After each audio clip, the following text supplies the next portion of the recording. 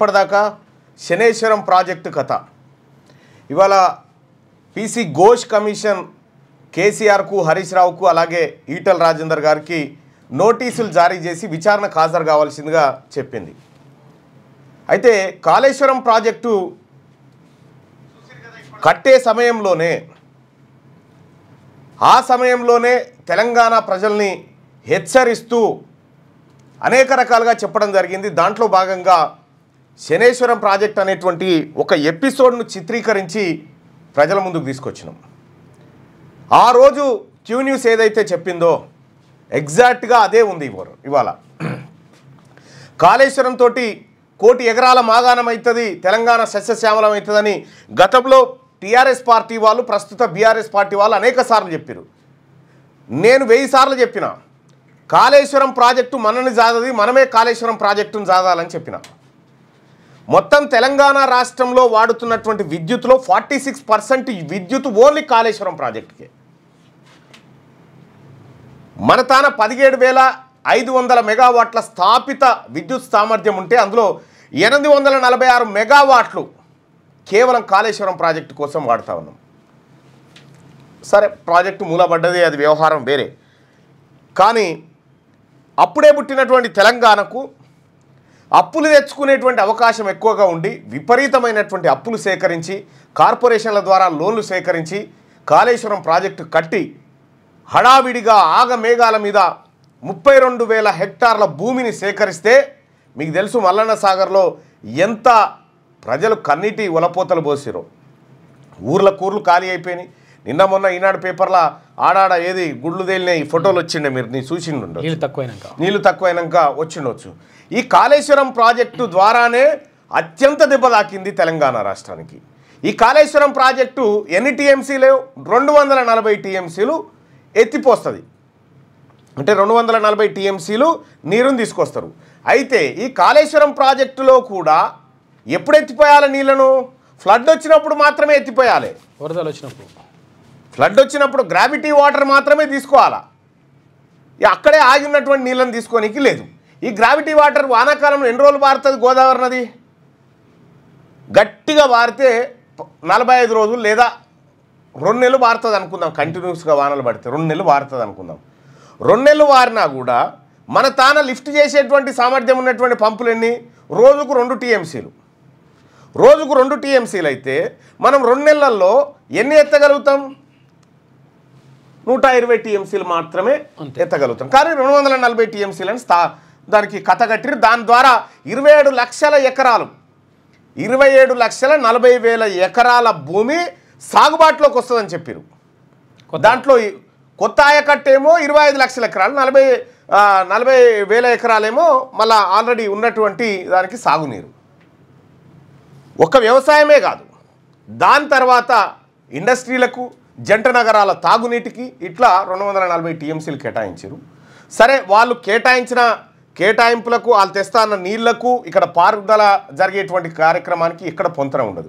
మీరు package number 9, 10 తీసుకుంటే ఇక్కడ 1 ఎకరా నీళ్లు వారించడానికి ఒక ఏడాదికి 50,000 రూపాయలు ఖర్చు అవుతుంది.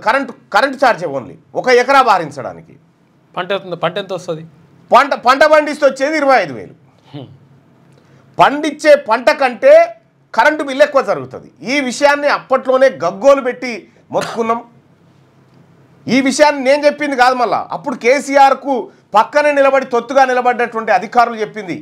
ఎవరు? ఆయన పేరు శ్యాంప్రసాద్ రెడ్డి రాసిండు నమస్తే తెలంగాణ పత్రికలో. 9th ప్యాకేజీలో 50,000 రూపాయలతోటి ఎకరానికి నీళ్లు పారించవచ్చు అని రాసిండు. ఇక్కడ మనం అర్థం చేసుకోవాల్సింది ఏంటంటే, ఒక పాలకుడు తన నిర్లక్ష్యము, తన అవినీతి, తను చేసినటువంటి దుర్మార్గమైనటువంటి పనులకు తెలంగాణ రాష్ట్రాన్ని, ఆర్థిక వ్యవస్థను పనంగా పెట్టినటువంటి పరిస్థితి ఈ కాళేశ్వరం ప్రాజెక్టులో ఉంది.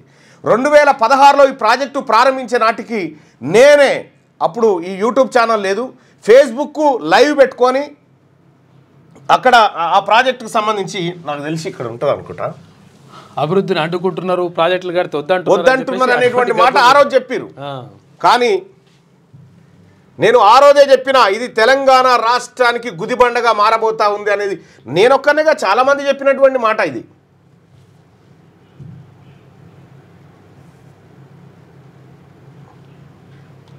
ఇగో కాళేశ్వరం నిర్మాణ కథ ఇది.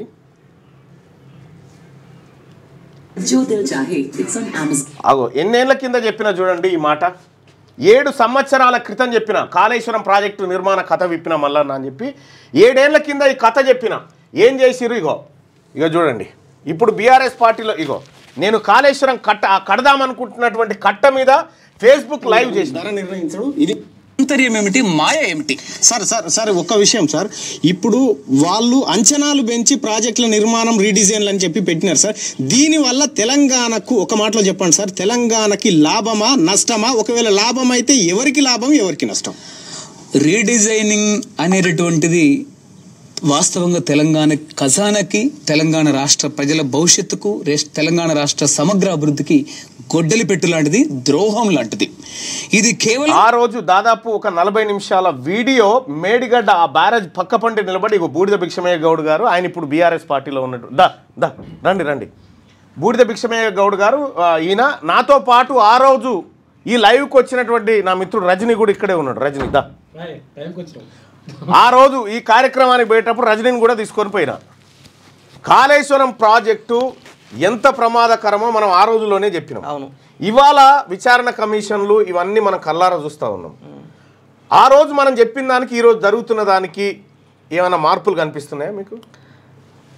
ఇప్పుడు 1.5 year తర్వాత ఇప్పుడు ఈరోజు పీసీ ఘోష్ కమిషన్ నోటీస్ ఇచ్చిన తర్వాత మళ్ళీ చర్చ జరుగుతూ ఉన్నది ఏది కాళేశ్వరం ప్రాజెక్టు మీద.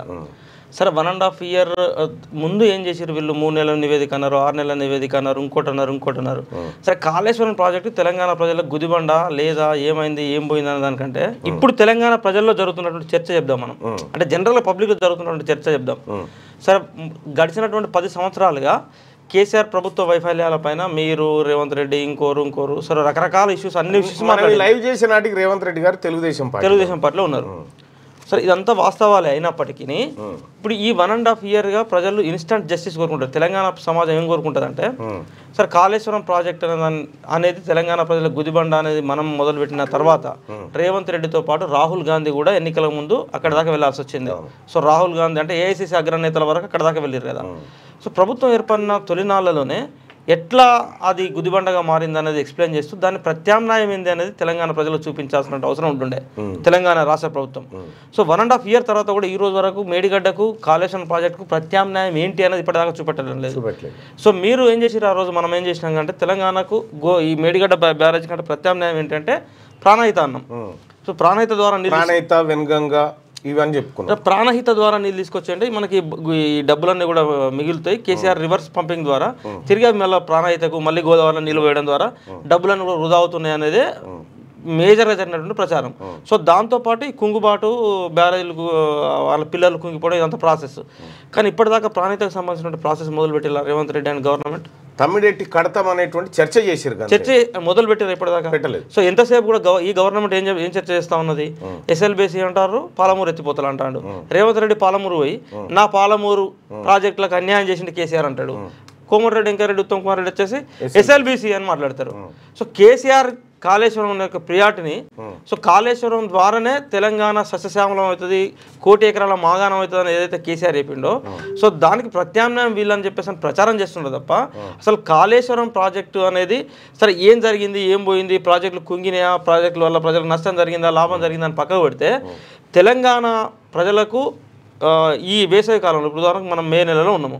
సో మే నెలలో ఉన్నటువంటి చెరువులు, కుంటలన్నీ కూడా ఏ ప్రాజెక్టు ద్వారా కూడా నీళ్ళు కనబడ్డాయి కేసీఆర్ ముఖ్యమంత్రి ఉన్నప్పుడు. రేవంత్ రెడ్డి ముఖ్యమంత్రి అయిన తర్వాత నీళ్ళు కనబడతలేవు ప్రజలకు. ఎందుకు కనబడతలేవు? ప్రత్యామ్నాయం ఎక్కడ పోయింది మీది? సో ఎప్పుడైతే కాళేశ్వరం తెలంగాణ ప్రజల గుదిబండగా మారిందని మీరు చెప్పి అధికారంలోకి వచ్చిన తర్వాత దాని ప్రత్యామ్నాయం ఏందో చూపెట్టాల్సిన అవసరం ఉంటుండే. ఇవాళ రేవంత్ రెడ్డి సర్కార్ కానీ ఇంకోరు కానీ ఇలా ఇచ్చినటువంటి కమిషన్లు కానీ కేసీఆర్ నోటీసులు పంపించిన తర్వాత కాళేశ్వరం మీద చర్చలు చేయడం కాదు. ఇక దీన్ని పట్టించుకుంటారు పబ్లిక్ కాళేశ్వరం మీద, కేసీఆర్ మీద నెగిటివ్ చర్చను పట్టించుకోవడం లేదు. ఇది గ్రౌండ్లో జరుగుతున్న రియాలిటీ. ఎందుకు అంటే తెలంగాణ సమాజానికి ఒక చూపు ఉంటుంది ఎప్పుడైనా కూడా. గడిచినటువంటి 40 సంవత్సరాలుగా తెలంగాణ గడ్డ మీద మావోయిస్టులో, నక్సలైట్లో అలాంటి పార్టీలను చూసినటువంటి సమాజం. సో ఎందుకు అక్కడ ఆ పార్టీలను ఆదరించారన్నప్పుడు పబ్లిక్ జస్ట్ ఇన్స్టంట్ జస్టిస్ కోరుకుంటారు ఇక్కడ పబ్లిక్. సో నీకు చట్టం ఏం చెప్తుంది, సెక్షన్ ఏం చెప్తుంది, సెక్షన్లు, చట్టాలు, కమిషన్లు, దాని ప్రకారంగా ప్రూవ్ చేసి మనం శిక్షలు వేయాలంటే ఇది తెలంగాణ సమాజం యాక్సెప్టెన్స్ చేయదు. సో ఆ రోజు పార్టీలు ఎందుకు యాక్సెప్ట్ చేశారంటే జస్ట్ ఎగ్జాంపుల్ చెప్తాం నాకు. ఇప్పుడు ఉదాహరణకు మన చట్టంలో ఏముంటుందంటే భార్య భర్తకు సంబంధించిన ఇష్యూ వస్తే పోలీస్ స్టేషన్ పోవాలా, సో భర్త అంటాడు తప్పు చేస్తాను కేసు పెట్టాలా, పోలీసు విచారణ చేయాలా, మన కేసు కట్టాలా, దాని రిమాండ్ పంపాలా, ఆ తర్వాత రిమాండ్ తర్వాత బయటికి రావాలా, ఆ తర్వాత కోర్టు దానికి ప్రాసెస్ క్రియేట్ చేస్తుంది, ఆ తర్వాత ప్రాసెస్ క్రియేట్ చేసిన తర్వాత ఆ విచారణ ఎదుర్కోవాలా, ఆ విచారణ పూర్తి వరకు 6-7 ఏళ్ళు అవుతుంది, ఆ తర్వాత వీళ్ళు తప్పు చేసినట్టు ఏదైనా శిక్షలు పడతాయి, లేకపోతే వదిలేస్తారు. సో ఈ లోపల మన సంసారం ఎవరు చేయాలి, పిల్లల వాళ్ళు కనాలి, దీని మన కుటుంబం ఎట్లా జరగాలి, చట్టంలో ఉన్నటువంటి లోటుపాట్లు. సో అదే నక్సలైట్లు ఏం చేసేది, అదే సమస్య నక్సలైట్ దగ్గర పట్టుకొని పోయారు అనుకో, అప్పటికప్పుడే అరే బోసుడికే ఆ పోరుని ఎందుకు తాకి తంతానవరా అని వారిని వాళ్ళు తనుడు అత్తమ్మ తప్పేసి తోలు తిత్త బిడ్డ ఆ పోరికి ఏమైనా జరుగుతుందని బెదిరించి ఆ కాపురం పంపిస్తే దాని పిల్లలు పుట్టిన తర్వాత సంవత్సరం నిలబడి వ్యవహారం చక్కగా జరిగిపోయారు. సో ఇది నక్సలైట్లు చేసిన కాబట్టి ప్రజల ఆధారం దొరికింది. ఇది చట్టం చేసింది కాబట్టి చట్టం పైన ప్రజలకు ఎందుకు విశ్వాసం ఉండట్లేదు అంటే లోటుపాట్లు. ఏది బెటర్ అంటూ నక్సలైట్లు చేసినా కరెక్ట్. సో ఇప్పుడు అప్పటి వాళ్ళ కాదు వాళ్ళ కాపురం ఎట్లా, ఇప్పుడు 7 సంవత్సరాలు నువ్వు చట్టంలో టైం పాస్ చేస్తే అప్పటిదా కాపురం ఎట్లా జరగాల, పొల్లకి ఎట్లా జరగాల, వయసు అయిపోయా. మా తిన్మార్మల్ అన్న టీం రాష్ట్ర అధ్యక్షుడు రజనీ చెప్తున్నటువంటి మాట ఏంటంటే, ప్రజలారా ఏది పాలకులకు చెప్తా ఉన్నాడు, కమిషన్లకు చెప్తా ఉన్నాడు, ఈ కాలయాపన కమిషన్ల ద్వారా కాదు, ఈ ప్రజలు దీని గురించి పెద్దగా ఆలోచిస్తలేరు, ఇన్స్టాంట్ జస్టిస్ గురించి ఆలోచించారు. ఇప్పుడు సరే మనం అధికారంలోకి రాకముందుకు 190 చెప్పినాం, 16 నెలలు గడిచిపోయింది, ఇప్పటి వరకు కేసీఆర్ను ఫామ్ హౌస్లకి ప్రభుత్వమై బయటికి తీసుకొచ్చిన సందర్భాలు లేవు. ఆయనంతా ఆయన బయట పెడితే తప్ప కాదు అంతే. కాబట్టి ఈ కమిషన్ ఎంక్వైరీ ద్వారా ఇప్పుడు మళ్ళీ ఆయన ఏం చేస్తాడు, కేసీఆర్ ముందు ఉన్నటువంటి ఆప్షన్ ఏంది, కేసీఆర్ గారు కానీ కేటీఆర్ గారు కానీ వీళ్ళందరూ కూడా మళ్ళీ కోర్టుకు పోయి ఈ కమిషన్ మమ్మల్ని ఇబ్బంది పెట్టాలని చూస్తూ ఉంది, ఇది రాజకీయ కక్ష సాధింపు, కాబట్టి మా హాజరుని నివారించండి అని చెప్పి కోర్టుకు పోతారు. ఇక్కడ హైకోర్టుకు పోతే హైకోర్టు, తర్వాత డబుల్ బెంచ్, ఆ తర్వాత సుప్రీంకోర్టు, ఆ తర్వాత ఉన్నత ధర్మాసనం, ఈ కార్యక్రమాలన్నీ అయిపోయే వరకలా ఇమాన్షు ముఖ్యమంత్రి రేసులోకి వస్తారు. ఇది జరిగేటువంటి కార్యక్రమం.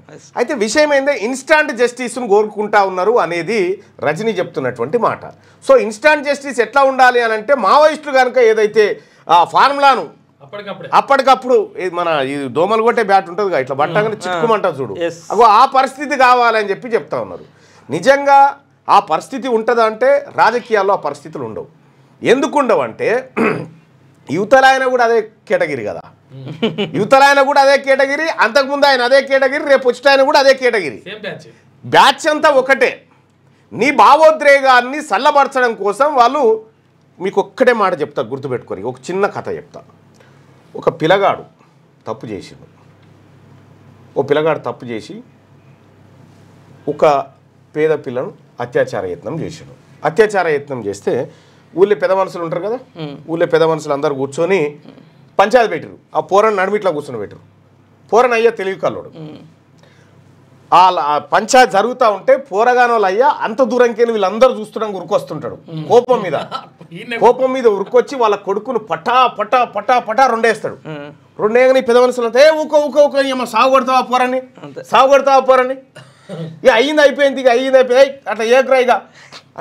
ఇప్పుడు వీళ్ళేం చెప్తారు, ఈ పెద్ద మనుషులు చూసిరు కదా, వాళ్ళ అయ్యనే తొక్కి చంపేవాళ్ళు, ఇక మనం ఏమంటామా ఎక్కడిదక్కడ అయిపోయింది పోరని వెళ్ళిపోతారు అన్నట్టు. అంటే తన కొడుకును రక్షించడానికి ఉగ్ర నరసింహ అవతారం ఎత్తింది వాళ్ళ అయ్య, ఆడ రక్షించడానికి చేసినటువంటి కార్యక్రమం. సో ఇవన్నీ కూడా దాదాపుగా దీని చుట్టే తిరుగుతూ ఉంటే ప్రజలారా అది గమనించండి. ఇప్పుడు దీని మీద మీ మీద ఒక ఎలిగేషన్ అది చెప్పు మీ మీద ఉన్నట్టు చెప్పండి కదా, కాళేశ్వరం ప్రాజెక్టు పనికిరాదు అని ప్రచారం చేసి తీర్మానం ఎమ్మెల్సీ అయ్యిండు, రేవంత్ రెడ్డి ముఖ్యమంత్రి అయ్యిండు, కేసీఆర్ అయ్యేది లేదు పోయేది లేదు భయ్, వీళ్ళు గిట్టనే మొత్తుకున్నారు, 10 ఏళ్ళ పాటు మొత్తుకున్నారు, ప్రత్యామ్నాయం చూపెట్టలేదు, వీళ్ళకి మాత్రం పదవులు సంపాదించుకున్నారు అనేటువంటి చర్చ నడుస్తూ ఉన్నది. ఇంకా ఒకటి తిన్మార్ మల్లన్న గెలిచిండు అని అంటే మీరు మీ టీము తర్వాత ప్రజలు మీరు అందరూ కలిసి చేసినటువంటి కార్యక్రమం.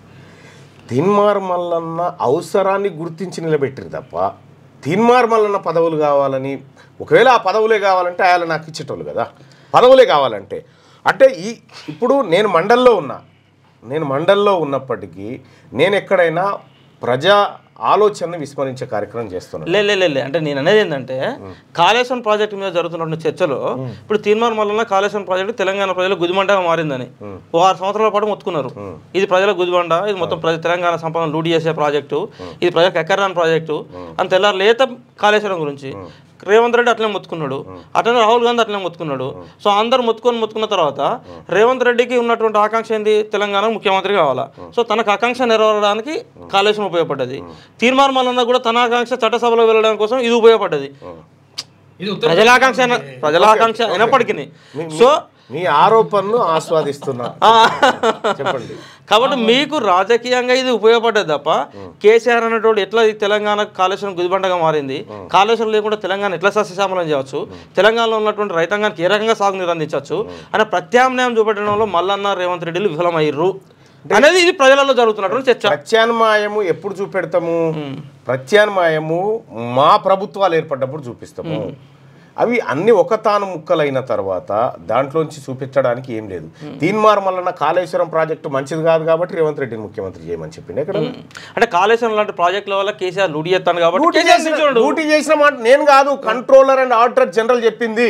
కాళేశ్వరం ప్రాజెక్టులో రూపాయి ఖర్చు పెడితే రిటర్న్ వస్తుంది 52 పైసలు అని చెప్పింది. అవును కరెక్ట్. నేను ఏమంటున్నా, మీరు అట్లే మొత్తుకున్నారు కదా, ఆ ప్రజలలో ఏం జరిగింది, నిజమే కోసం మల్లన్న లాంటి వాడు చెప్తాను. అబద్ధమా మరి ఇది, అబద్ధమా? మరి మీ కమిషన్ తెలుసుకోండి, ఏది మీ కమిషన్ ఇప్పుడు మా కమిషన్ మీద మీరు ఆరోపణ చేస్తా ఉన్నారు. తెలంగాణ ప్రజల ముందు పెట్టాలి కదా. ఎవరు 18 నెలలు అయితే కేసీఆర్ విలువరు అనుకుంటారా? నాకు తెలియదు. కేసీఆర్ రాడనుకుంటున్నావా కమిషన్ ముంగటికి? ఇప్పుడు మనం ఉన్నాం కదా, హిమాంశు ముఖ్యమంత్రి అయినా వస్తాడు. అంటే విషయం ఏంటంటే ప్రజలారా అర్థం చేసుకోవాల్సింది, ఈ కమిషన్ నిజంగా కేసీఆర్ అనేటువంటి ఒక ఏది ఓ 10 సంవత్సరాలు రాష్ట్రాన్ని తన గుప్పిట్లో పెట్టుకొని చక్రం తిప్పినటువంటి ఒక శాల్తీని ఫామ్ హౌస్లకి బయటికి తీసుకురాగల శక్తి ఆ కమిషన్కు ఉందా? ఇప్పటికే నవ్వుల పాలైంది కమిషన్. అంటే నేను ఎందుకంటే ఒక కమిషన్ ఏమో ఆల్రెడీ సుప్రీంకోర్టు హైకోర్టు ఇది ఈ కమిషన్ అనేది నివేదిక ఇవ్వకుండా ఆల్రెడీ దోషినట్లు నిర్ధారణ తీసిపారేసింది ఒక ఆయనను. తర్వాత ఇంకో కొత్త ఆయన వేసారు. ఆయన ఇప్పటికి 7 సార్లు 8 సార్లు దానికి సంబంధించిన గడువు పెంచుకుంటూ వేరు, 8 సార్లు గడువు పెంచారు, 9వ సారి గడువు పెరుగుతుంది, 10వ సారి గడువు పెరుగుతా ఉన్నది తప్ప అంతిమంగా ఏందా రిపోర్ట్ అనేది బయటికి రావట్లేదు. ఒకటైతే 400 పేజీల రిపోర్ట్ ఏదో తయారైపోయింది అనేటువంటి ఇవన్నీ కూడా ఇప్పుడు నేను ఏమంటున్నా, అధికారికంగా వాళ్ళు బయటికి ఇవ్వకుండా కమిషన్ అంటే వాళ్ళు రిటైర్డ్ జడ్జిల నేతృత్వంలో వేసినటువంటి కమిషన్లు కాబట్టి వాళ్ళ మీద మనం ఆరోపణలు చేయడం, వాళ్ళ నివేదికల మీద కామెంట్ చేయడం దానికంటే సో వాళ్ళకు ఉన్నటువంటి విశ్వసనీయత ఏందనేది వాళ్ళు ప్రూవ్ చేసుకోవాల్సిన అవసరం ఉన్నది. ఇప్పుడు జనరల్గా ఎట్లుంటా ఉంటుంది అంటే మనం ఒక ఇష్యూని మీరు బాగా గుర్తుపెట్టుకోండి, విశ్వసనీయత ప్రజలలో కానీ విశ్వసనీయత ఉన్నటువంటి వాళ్ళు మాట్లాడినటువంటి మాటకు విలువ ఎక్కువ ఉంటుంది. విశ్వసనీయత కోల్పోయిన వాళ్ళు మాట్లాడిన మాటకు ఆ నివేదికకు విలువ తక్కువ ఉంటుంది. ఇప్పుడు రేవంత్ రెడ్డి సర్కార్ పైన గవర్నమెంట్ ఏర్పడ్డ 6 నెలల్లో ఒక విశ్వసనీయత ఉంది ప్రజలకు. రేవంత్ రెడ్డి ఏదో చేసి పెడతాడు ఈ ప్రజలకు అన్నటువంటి విశ్వాసం ప్రజలలో ఉండే.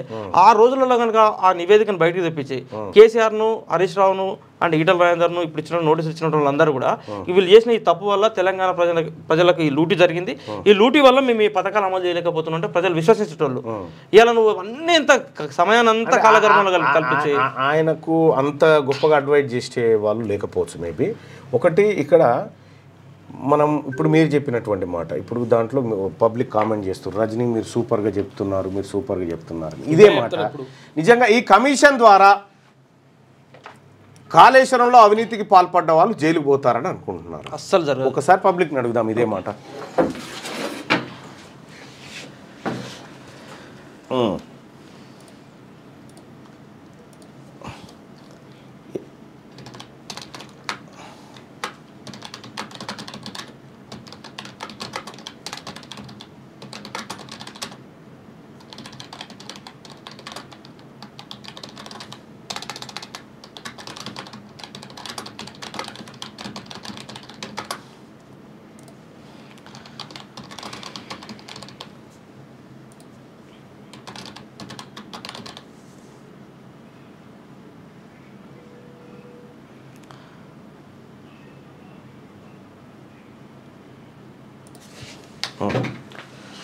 రైట్.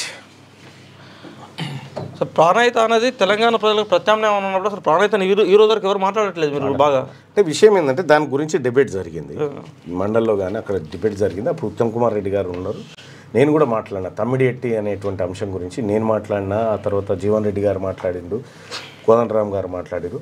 కాళేశ్వరం కమిషన్ విచారణ తర్వాత అవినీతి పరులు జైలుకు వెళ్తారని మీరు భావిస్తున్నారా?